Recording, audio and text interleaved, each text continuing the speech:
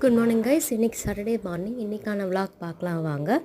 So இன்றைக்கி வந்து காலையில் சேமியா உப்புமா தான் கிண்ணோம். சாப்பிட்டு முடிச்சுட்டு பாப்பாவை வந்து அக்கா வீட்டில் தான் கொண்டு போய் விட்டுட்டேன்.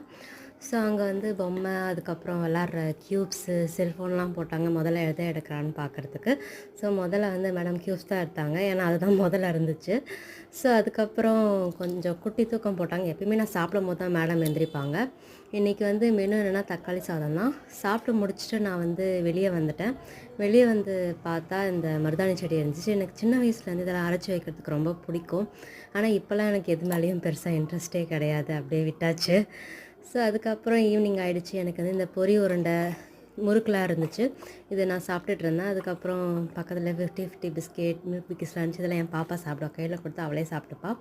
ஸோ என்னைக்காச்சும் என் பொண்ணை வெறுப்பேற்றணுன்னா நான் இந்த மாதிரி அவகிட்ட பிடுங்கி சாப்பிட்றேன். இதெல்லாம் எனக்கு ஒன்று பெரிய ஆனந்தம்.